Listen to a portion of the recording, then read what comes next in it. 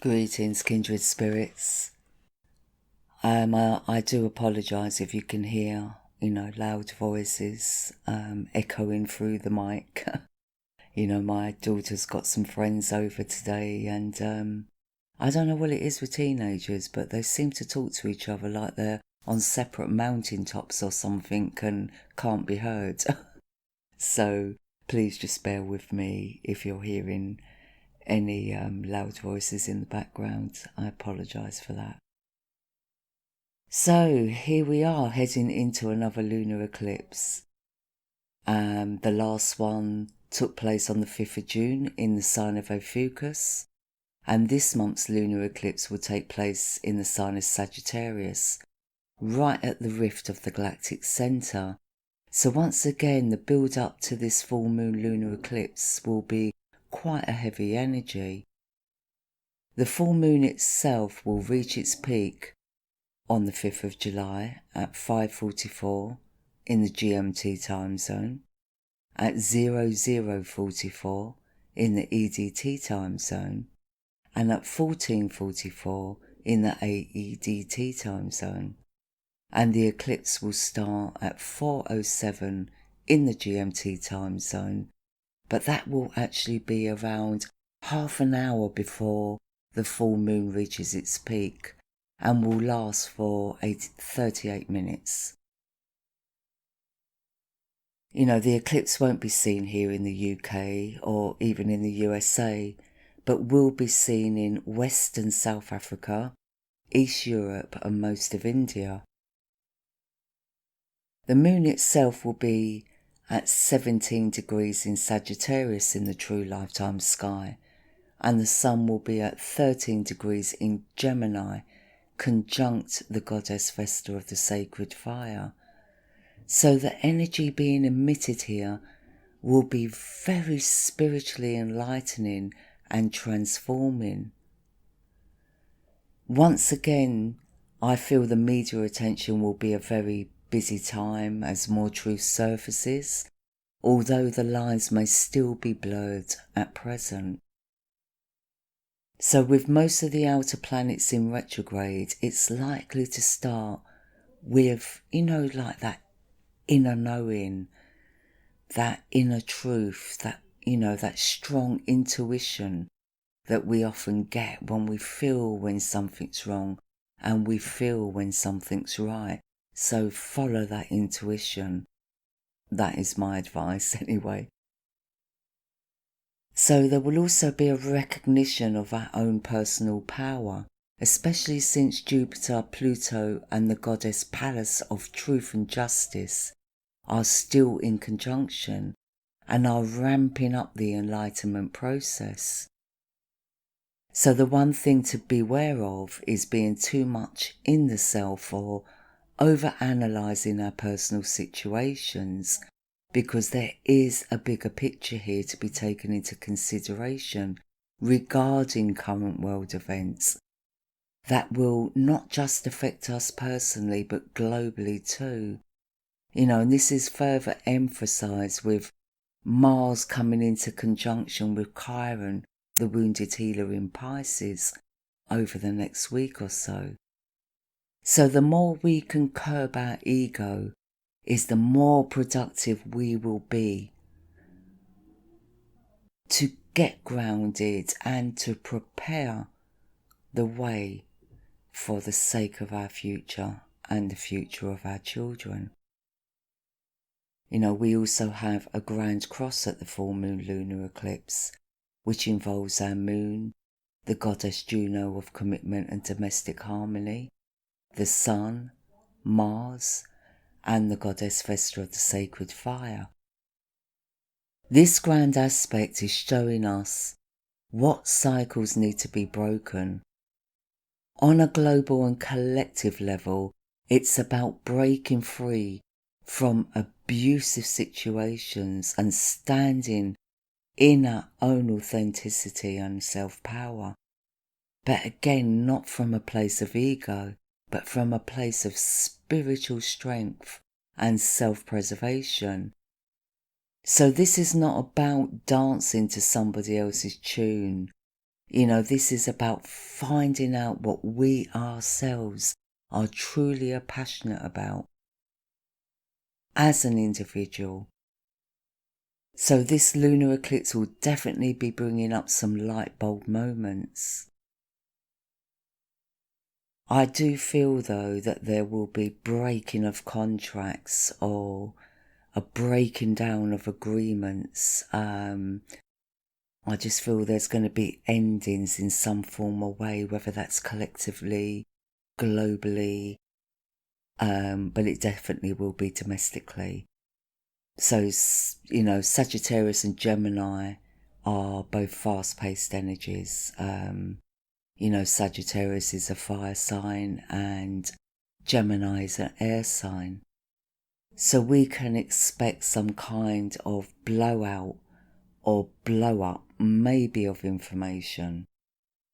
So let's make sure it's not just a load of hot air, and keep ourselves grounded in our own instincts and self-truth. And like I said, on an individual level, it could be blow-ups within our domestic situations.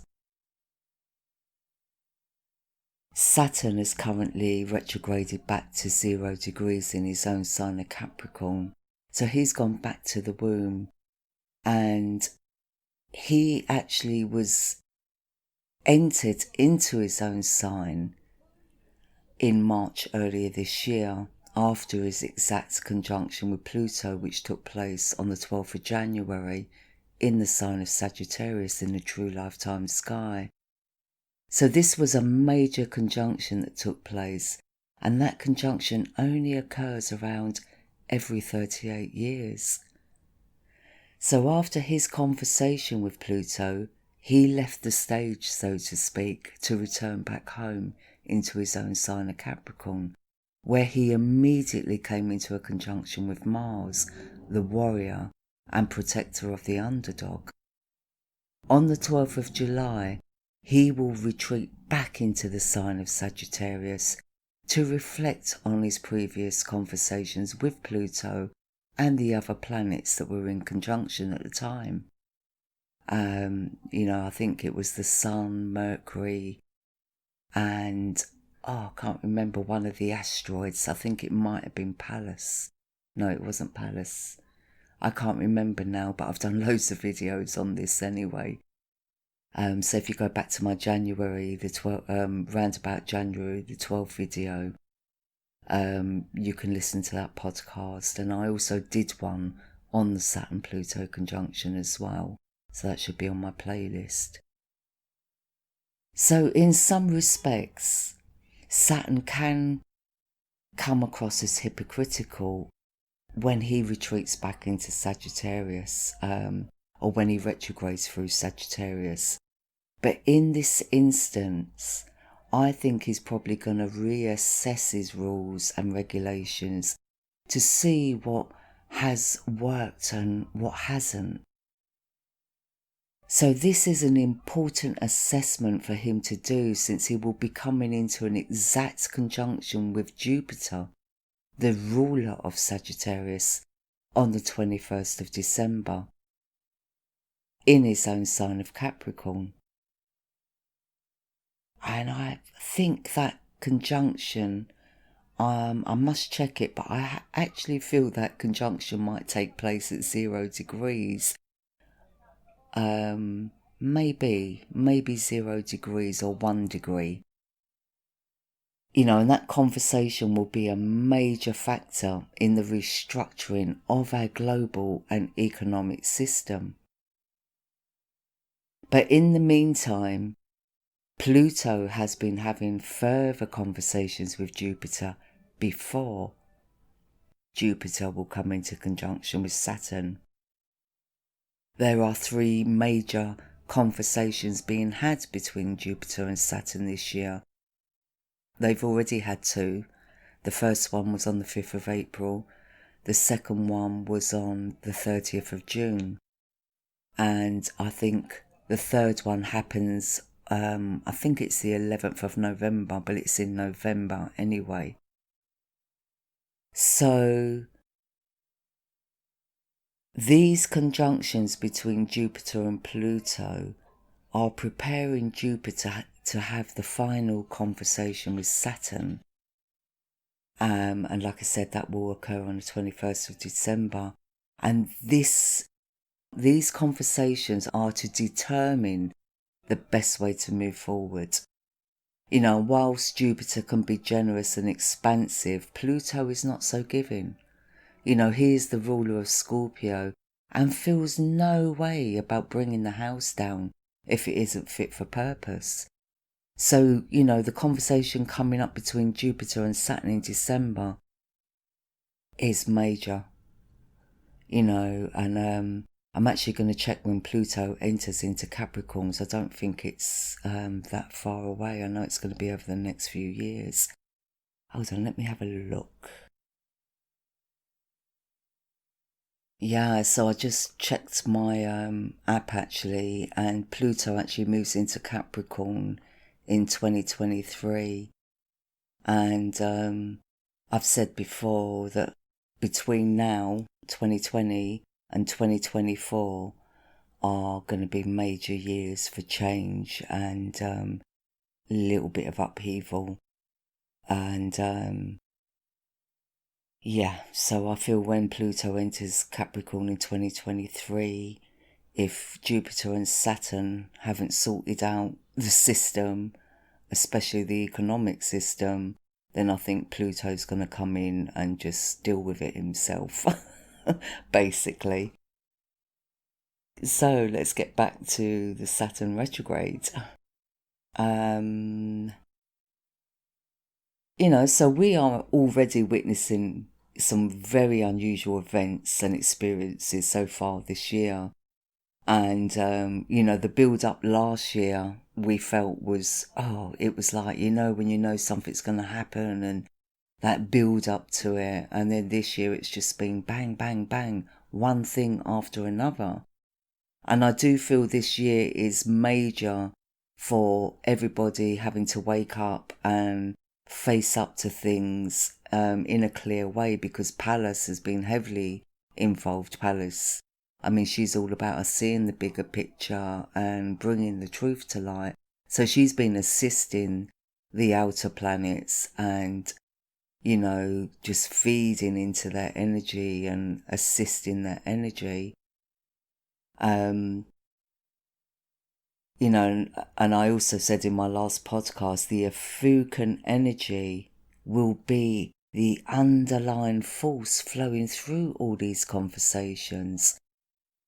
And I feel, you know, from September through to December will be a time of further revelations, and maybe these revelations may be even unbelievable or magical in certain respects. So, you know, and that's without the Lionsgate portal. I mean, the Lionsgate portal is also always every year a major energy. And, you know, last year was pretty major with the Lionsgate portal. So, yeah, we're still in the mix of it all. And I think we will continue to be. But I really do feel that by the 21st of December, you know, the phoenix will definitely rise from the ashes in some form or way, but we have to see what she's coming with. The Ophiuchus energy, I mean, that is Christ consciousness, that is, you know, the magic, the ethereal. So scientifically, again, I still say science. There's going to be major revelations when it comes to science and technology, and major revelations when it comes to politics and the economy. We're just going to have to watch that space. Mercury will end his retrograde on the 12th of July, although he won't be out of shadow until the 26th of July. So please be aware that the pre-shadow and post-shadow are just as strong as the retrograde itself. So just allow the post-shadow to pass first before taking that sigh of relief. You know, especially since we have a double T-square on the day that Mercury turns direct, or Mercury goes stationary, to be honest, yeah.